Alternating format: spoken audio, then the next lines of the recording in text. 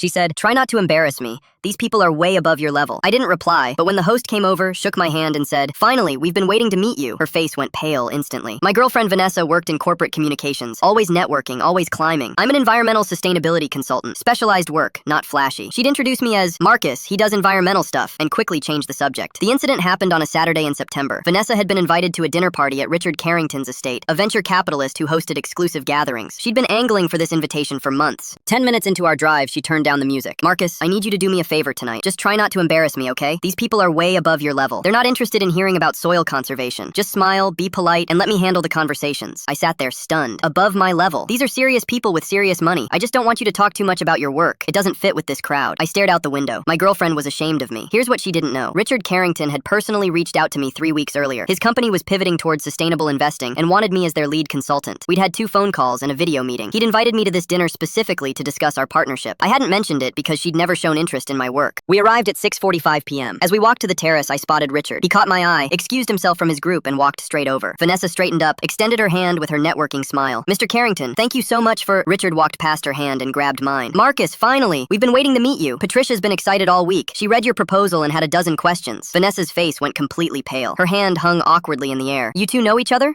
she asked. "We've been in talks for weeks. We're bringing him on as lead consultant for our sustainable investment initiative. His reputation in the field is stellar. We're lucky he's even considering us." Her smile froze. "He didn't mention that." "Well, he's modest, which is refreshing." Richard introduced me to 15 people who all knew who I was. Patricia cornered me for 20 minutes about carbon offset strategies. An investment fund manager asked if I was taking new clients. Vanessa spent the evening clinging to me, laughing too loudly, touching my arm possessively. 2 hours earlier, I was beneath these people. Now, I was her ticket to the inner circle. During dinner, Richard gave a speech. "We've been fortunate to connect with Marcus Reeves. Marcus is going to help us navigate our transition towards sustainable investing." Vanessa looked sick. The drive home was silent for 15 minutes. "Why didn't you tell me you knew Richard Carrington? You never asked about my work. That's not fair." "Vanessa, you told me I was beneath these people. You told me not to embarrass you. Those aren't things you say to someone you respect," she cried. "I was stressed. You know how important these connections are for my career. And you assumed my career was less important, that I was just some guy who talks about dirt." Over the next 2 weeks, she suddenly became interested in my work. It felt performative, proving she cared now that my work was impressive by her standards. Her friends who'd ignored me were suddenly asking about my consulting. She started introducing me as an environmental sustainability consultant working with major firms. I broke up with her 3 weeks after the dinner party. I couldn't forget how her respect was conditional on my usefulness. About a month later, Richard asked how Vanessa was doing. "Patricia didn't think she was right for you. She seemed more interested in who you knew than who you were." "It's been 4 months. The Carrington project is going well. I'm dating Claire, a middle school science teacher who asks questions because she's genuinely curious, not because she's leveraging my connections. I saw Vanessa 6 weeks ago at an event." She texted later, "It was good to see you. I really did learn from what happened. I'm sorry I didn't appreciate you when I had the chance." I didn't respond. She wanted someone impressive. Turns out she had him the whole time. She just couldn't see it until everyone else did.